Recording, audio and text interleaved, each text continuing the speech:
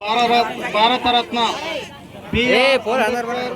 135వ జయంతిని అధ్యక్షత వహించిన మన అంబేద్కర్ సంఘం అధ్యక్షులు మన కంద్రాటి అంజనేయులు గారికి, అదేవిధంగా మన వార్డు మెంబర్ ఇంటెన్కి నరసింహ గారికి, మరియు మంగన్నోళ్ళ హనుమంత్ గారికి, మరియు గ్రామ పెద్దలకి, గ్రామ యువకులకి, మరియు ఆడపడుచులకి అందరికీ ఈరోజు 135వ జయంతి శుభాకాంక్షలు తెలుపుతూ, ఇంతవరకు ఈ మండుటెండలు అందరూ ఇంత నిశ్శబ్దంగా నిలబడ్డారంటే ఈ మహనీయుని ఆశయాలు ప్రతి ఒక్కరు వినాలని, ఆయన అడుగుజాడల్లో నడవాలని అందరూ ఒక సంకల్పంతో నిలబడ్డారని అనుకుంటున్నా.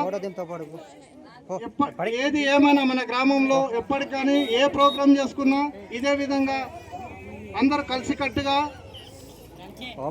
అందరం కలిసి చేసుకోవాలి, కులమతాలకు అతీతంగా చేసుకోవాలని కోరుకుంటున్నాను. అదేవిధంగా ఈరోజు నేను ప్రతిసారి ఒక గ్రామ యువకునిగా కానీ ఒక గ్రామ పెద్దగా కానీ పిలుస్తుంటాం, కానీ ఈరోజు మన అదే అంబేద్కర్ రాసిన చట్టంలో ఈరోజు నాకు ఒక అవకాశం వచ్చింది. ఆ అవకాశమే చిట్టాల గ్రామ సర్పంచ్గా చేసింది. కనుక ఆయన అడుగుజాడల్లో ప్రతి ఒక్కరు నడవాలని నేను మనస్ఫూర్తిగా కోరుకుంటూ, ఇక్కడికి వచ్చిన పెద్ద మనుషులు కూడా కొన్ని విషయాలు చెప్పిండ్రు.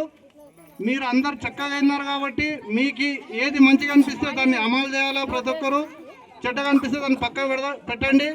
నేను ఏది తప్పనను, ఏది ఒప్పనను, అందరం కలిసి మన చిట్టాల గ్రామ ప్రజలను కాబట్టి ఎప్పటికీ ఎల్లవేళలా కలిసిమెలిసి ఉండాలని ఒకటికి సలాపు ఒకటి గులాం అవసరం లేదు.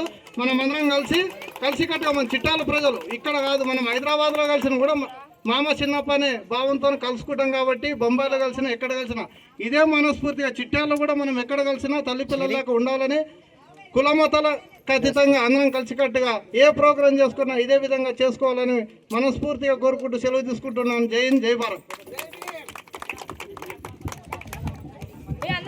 ఈ సమయంలో ఈ యొక్క కార్యక్రమం ముగించబడుతుంది. అందరూ ఓపిక నిలబడ్డారు. అందరికీ మీ అందరికీ కూడా ధన్యవాదాలు తెలియజేస్తూ ఉన్నాం.